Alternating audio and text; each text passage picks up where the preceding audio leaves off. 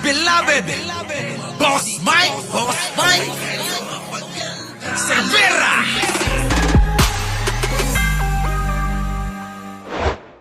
Magandang umaga at magandang morning.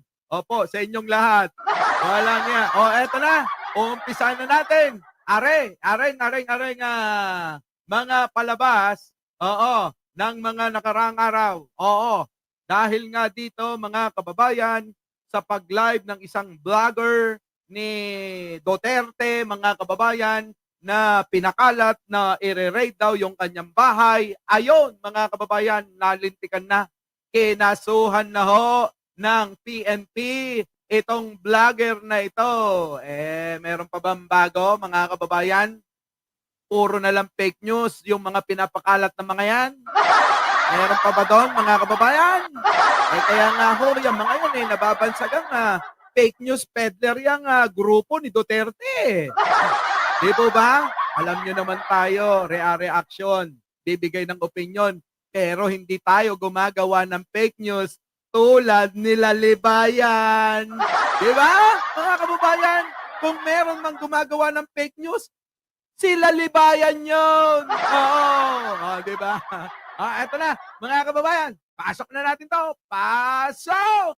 Naman po na nagpakalat ng fake news na i-raid ang bahay ni dating Pangulong Rodrigo Duterte sa Davao City. Kinasuhan na ng PNP. Brigada Kath Austria, ibrigada mo. Brigada Live Report. Kinasuhan na ng Philippine National Police ang vlogger na nagpakalat ng fake news kaugnay sa umunay raid sa bahay ni dating Pangulong Rodrigo Duterte sa Davao City. Ayon kay PNP Public Information Office Chief Colonel Randolph Tuanyo, alas 12:20 ng tanghali kanina nang formal na inihain ng Police Regional Office 11 at Anti-Cybercrime Group ang kaso laban sa vlogger sa Hall of Justice sa Davao City. Nakaw! Alam nyo, talagang kinakadyot ng mga malas, pati yung mga vlogger nila, no? Kita nyo naman, mga kababayan, di ba? Ate Evangeline, ano? Di ba? Libra. Di ba? Di ba? Fake news peddler, Ramon Carbos, kinakadyot ng malas, pati mga vlogger, Alam nyo, ang pinakamasakit sa vlogger, mga kababayan, kapag ikaw nabansagang fake news peddler. Nakakahiya yun, mga kababayan. Kapag may nag-fact check sa akin at sinabihan ako na fake news peddler ako, hindi na ako magbablog. Pero kapag makapal ang mukha mo, di ba? Pag makapal ang mukha mo, kahit na ikaw ay sabihan ng ilang mga independent, mga tulad ng Rappler, mga kababayan, na ikaw ay fake news, kahit nasabihan ka, makapal ang mukha mo talaga, tuloy-tuloy ka. Ganun lang yun.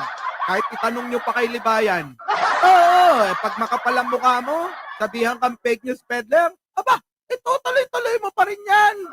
Makapal nga mukha Diba? Tulad nito.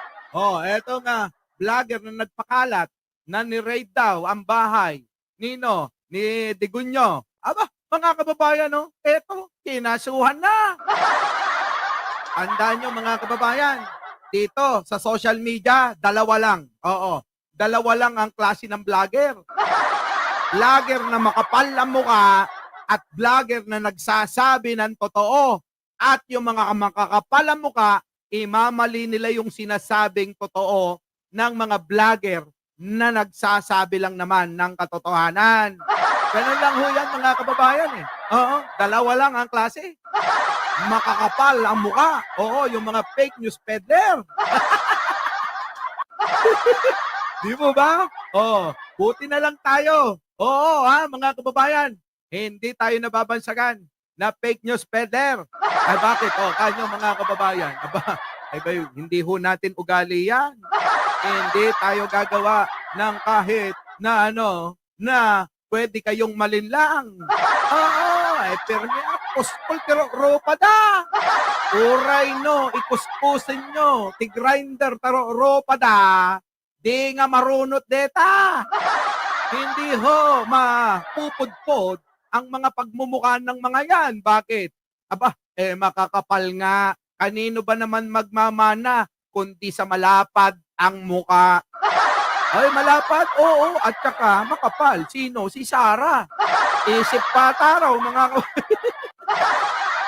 Isip bata raw eh. Oh, eto na, tuloy natin. Eto nga, kasamahan nila Libayan na nagpakalat ng fake news. Oh. Nahaharap ito sa mga kasong paglabag sa Article 154 ng Revised Penal Code. Ay, Libayan, oh, baka naman gusto mong abugaduhan. Libayan, baka naman gusto mong abugaduhan yung kasama mo, makukulong na naman. Ilan na ba kayo na nakakasuhan? Ito, oh, yung kasamahan mo. Oh. Ay, abugaduhan mo para magkaroon ka naman ng silbi diyan sa pagbaliktad mo diyan kay Duterte. Di ba? Mga kababayan, ano? Para naman may silbi. Oh, kaso mukhang sumasama itong si Libayan sa pagpapakalat ng fake news eh.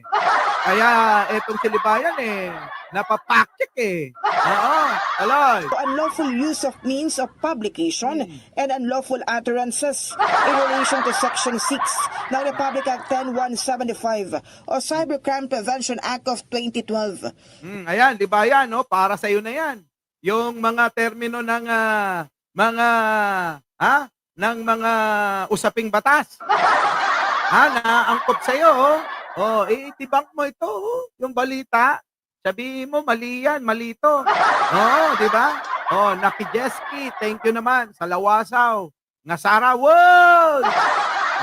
Di ba, no? Mga Talay. Base sa video ng vlogger, 30 tauhan daw ng Criminal Investigation and Detection Group at 70 tauhan ng Special Action Force mula Luzon ang niraid ang bahay ng dating Pangulo na naging dahilan. Grabe, mga kababayan, yung pakalat, matindi. Para bang talagang pinapasama nila yung PNP, tapos idudugtong nila, ikukonekta nila ang Malacanang at si Pangulong Bongbong. Ganon ang estilo ng mga ito, mga kababayan. Itong sinamahan ni Libayan. Aloy. Ng pagtitipon-tipon ng Duterte supporters. Hindi muna ito pinangalanan pero batay sa investigasyon ng PNP-ACG, ang video na naipost nito ay fabricated. Nako, fabricated pala, mga kababayan, gawa-gawa lang. Ganyan ang gawain ng mga fake news peddler. Diba, mga kababayan? Ganyan ang mga gawain ng fake news peddler. Di ba, Libayan?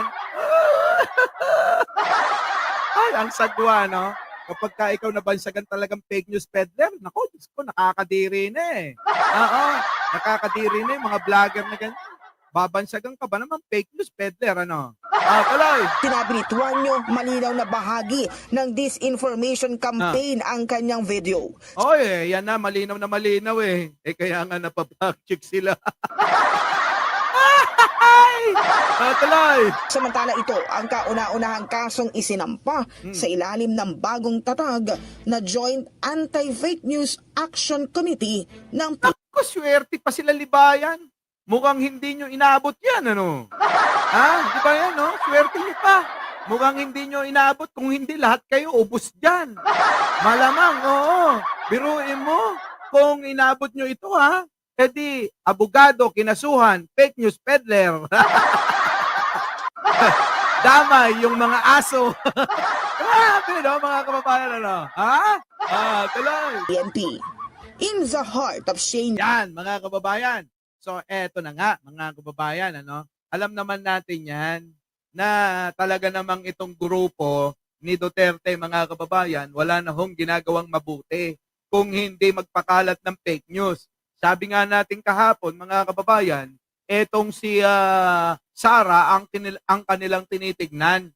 Kung fake news, mga kababayan, etong si Sarang Bata Isip, daig pasinto-sinto, mga kababayan, sino ba naman ang hindi susunod dyan? Kaya nga sumama yung mga yan dyan, di ba? Para, para ipagtanggol, suportahan, at mahalin nila ang isang Sara Duterte na luka-luka. Di ba? Mga kababayan, Our beloved Boss Mike Savera.